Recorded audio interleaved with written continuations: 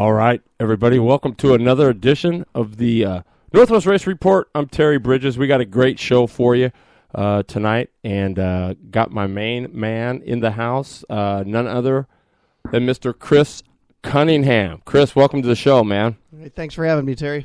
Awesome. Hey, we got some big wrap-up stuff to do from the weekend. We're talking about the BK7, big weekend there. And then we're going to be talking Whelen Late Model Stock Car Series and Evergreen Speedway with Chris Cunningham. So stay tuned. You know, I was talking to Larry Robb last week. We were chit-chatting, and he's the CEO of Red Apple Racing, and he's also the team manager for Rotax Challenge Series competitor Stingray Robb, who's been just tearing it up. And I don't know, he just told me this quote, and I just thought it was cool. And he says, you know, skill gives you speed, but experience gives you wins. You want to comment on that, Cunningham? You might be the guy to know on that. It's getting harder and harder to say with these younger and younger drivers coming up through the ranks and winning a lot of the big races. But it's a lot easier for them to get experience, and so they're starting younger and younger, and some of these guys have more laps under their belt by the time they're 12 years old than some other guys that are in their 40s and 50s. Yeah, it's crazy. Who's in the house? Tim Chase, my main man. He is the director of competition and the GM for the Evergreen Speedway, the one, the only Chris Cunningham. So he'll be with us all night. We're going to be later on in the show. We're going to get to some of that Evergreen stuff. But so remember that, guys, you UAS guys. Skill gives you speed, but experience gives you wins, as a lot of guys found out this weekend. You know, racing around the world, I was just looking up some stuff. I'm not a big Formula One guy, but I do have to say Kimi Räikkönen was the top of the leaderboard today in F1 at Jerez. I don't even know where that is. Do you, Chris? Do you know where Jerez is? Is that, I don't know, it sounds like Mexico or something, but I don't know. Anyway, he was 21-7s to top the board, and that was a little bit better than he was yesterday, because he was, I think, second. And somebody help me out here. Sauber. What kind of car is that? Do you have any idea? This Nasser guy that's running the team car is a Sauber. I've never heard of it, but he's rolling. He was P2 today, but he was about a little over a second back. So Hamilton was third, and they put in 117 laps today. He was still in the 22-1s, which is way off. And then Verstappen and Massa were fourth and fifth on the leaderboard. So I don't know. F1 doesn't really, yank my chain, but, hey, to some of you, maybe it does. So a lot of the karters kind of like that F1 stuff. So anyway, and this was interesting too. Mark Martin, like this guy needs any more help, but Scott Bloomquist, Mark Martin has teamed up with Scott Bloomquist and Jared Landers, and they're going to campaign for the 2015 Lucas Oil Dirt Late Model Series Championship. Wow. I mean, how about that, Cunningham? I mean, if you're going to have a guy come and help your dirt track program, especially short track, I mean, Mark Martin's probably the guy. Oh, yeah, between him and Scott Bloomquist, they pretty much have accounted for all that's been done in the world of short track racing in the South since about the mid-'70s. Yeah, I mean, it's crazy. I mean, and speaking of stats like that, he has run 1,411 races. He's got a 36% winning percentage, which is, in other words, that tallies out to 550 wins in 1,411 starts. That's pretty amazing. That's what I thought too. I mean, that cat can flat roll it. So Scott Bloomquist and Jared Landers are going to be. They got Mark Martin on board. That's pretty cool. Speaking of NASCAR, now I don't know, Chris. We were just talking about this before the show, because it's all about the show. But Kid Rock got the nod. He's going to be the headliner deal for Daytona. The pre-race show. Oh, I didn't know that. So I don't know.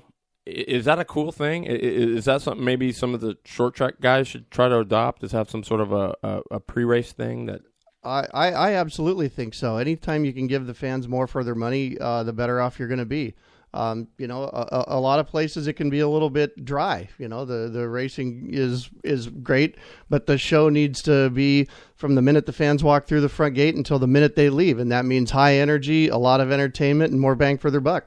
Yeah, no kidding. Because I can remember, I don't know about you, because I can remember going to Portland Speedway and being there on a Sunday afternoon, and the entertainment was a mic propped up on a book next to the AM/FM radio, and the radio was playing through the mic on the PA. I mean, kind of cool actually, but I mean, still, it's nothing like what's going on today. And then speaking of headliners, Pharrell, you know who he is on The Voice? Absolutely. He and Maroon 5 are going to be the headliners for the Singapore Airlines Singapore Grand Prix coming up, the F1 show. And I don't know about you, but Singapore Airlines, you know what I'm saying? I'm not feeling them right now. I'm not at all. You couldn't get me on one of their airplanes to save your life. I guarantee you that. So hopefully that's a little bit better deal. But yeah. Moving on, the Going On's coming up this weekend, Slideway Saturday. The one-day show will be back in town at Salem after a big weekend at the BK7. They're going to be back at it. So the gates will open at 7. Racing gets underway with hot laps at noon, and the heats and mains will follow that. We're usually out of there by 3:30, probably 3:45, 4 o'clock at the latest. And then the second half of the show is the flat track motorcycles. Your $10 pit pass does get you into both shows. So once again, Bob Leach doing what Chris Cunningham says, trying to give you more bang for your buck. That's a whole lot of racing for $10. So check them out. You can go on Salem Speedway on Facebook, or you can go on the SalemProBoards.com and check that out there. March 7th and 8th, the Race-O-Rama will be happening at Meridian Speedway. This is a speedway kart race, and the racetrack, Meridian Speedway, has announced that they'll be matching donations up to $1,000. So that's pretty good. I mean, you got guys like last week's Buddha participant Travis Anderson. He's chipped in a Franklin. Cyclone Cycles put in $250, and they're going to match anything up to $1,000. So that could be a pretty that could be a pretty big purse for a kart race. I mean, we might be talking $1,500 or something. The most I ever won back when I was racing karts, I think, was $50 for a Pro Open main event win. So, I think it's great that they get to compete for that kind of money now. And where was that at? Monroe Indoor. Sweet. So you're from the old school. So yeah. You must have run against Gibb and all them cats, huh? Oh yeah, I had been doing it a long time when Gibb came along. Wow, well, you'll be interested in this next one.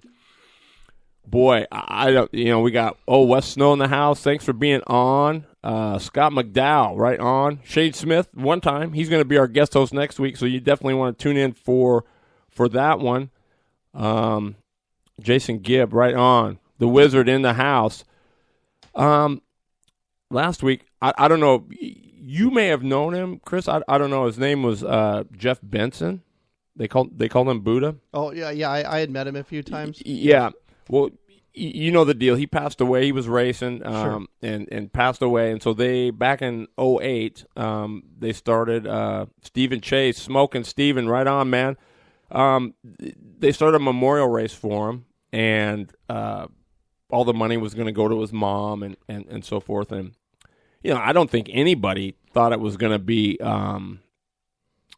what it is today. I mean, this thing is big. I mean, back east where karting is huge, it's one of the most talked about races, around. I would venture to say. I mean, as far as speedway stuff goes, everybody wants to come and win it. I mean, it's been the talk for the last 2 or 3 months. But anyway, one of the big deals was Jason Gibb, the highly decorated pilot, and he's won like 4, 5, 6 of those Oklahoma drillers, and I mean, he's been in some big gun stuff and won.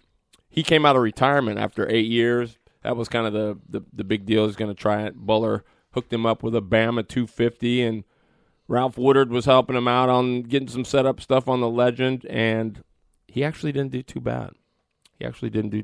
But boy, it was awesome. 27 super. I mean, Chris, I got to. I mean, I know. Well, you know, because you've been karting. I don't know if you've seen any of the Unlimited All Star stuff, but they started that to keep the open class kind of preserved. You know what I mean? I don't think anybody thought they were going to be going to 250s and 450s and all this stuff, but right, air cooled stuff. Joe Stackman he and Passanetti were the only ones that ran the air cooled stuff. It looked like, and I think the days are gone. I mean, it's all going to be 4-stroke stuff. I mean, they hung in there, but that's. I mean, it's pretty tough to beat those big motors. But the win went to Brad Berg, and I got to tell you, the guy is just as pro as you can get. He's got an IMCA modified that he runs down there too, but he runs for JP Karting, Joe Primatel, and just a great man and a great car owner. And boy, did they. I mean, it's. I can't even tell you. It was unbelievable how awesome these guys were, and they put on one heck of a show. I mean, it was just awesome. Well, just looking at this list right here, I mean, it's a talented field for sure. Jason Gibb, Ronnie Cox, Renee Angel. I mean, that's some stout competition. Yeah, and and the Rocket was really good. He and Joe Stackman were one of two guys that had made every feature of this BK since it started in 2008, which, it kept getting tougher and tougher. I think the first year we had, there was 33 or 35 guys and it kind of went, I mean, total, I think we had this BK2 was the biggest, and it was like 170 entries. I mean, it was just crazy by the time you counted the quarter midgets and all that stuff. But, And Ronnie was really fast in Friday practice, and he was really good Saturday. And then in his heat race, he went sailing in turn 3, no brakes. And what they do is they bring those big, like dividers that are on the freeway, those concrete ones with that's what's he hit that thing head on, dang near full steam, and I didn't see the car, but I guess it wadded up pretty good. He says, I don't think I've ever hit anything so hard in my life. So I'm just glad he's all right. But it was a little spooky. He had people in the pit area jumping, out of the way, and there was people all over the place going nuts. So, but glad the Rocket's okay. So his streak is broke, but the Ironman stayed in there, and so he's the only guy left, and he did it with a little 141cc. Air-cooled Collins racing engine. So the Ironman doing it again, man. I still say he's one of the best closers there is, man. That guy just finds a way to be there at the end, and he's pretty awesome. ES7, Eric Stansbury was fast time. He went a 10:178. I think what was I think it was 15th. What was it? A 10:989 or something was. Yeah, 10:989, 15th. 15. Scott Smith. Yeah, so that's 0.8 from P1 to 15th. I mean, I don't know. Is that 0.8? I know that seems like a lot, but really, that's not a gob when you consider 15 deep. Yeah, that's you could throw a blanket over him. Absolutely. It was pretty awesome. So anyway, so Stansbury did that. Once again, Ronnie didn't make it, his streak. Boy, and it was a Chilliwack, boy. He just he totaled that Uncle Chuck's Racing number 9, but hopefully he gets that back going. And the Ironman with his 141 two-stroker, Collins Racing Engines, qualified 11th. And then after racing his way in, he started 4th in the main, which was, like I said, I don't know how he does it, but he does somehow. I mean, so in the undercard stuff, the Yamaha guys were just as awesome. Kid Kart, Sizzle and Seth Waddle, he won it. Junior 1 4-cycle, Wade, Big Daddy Bauman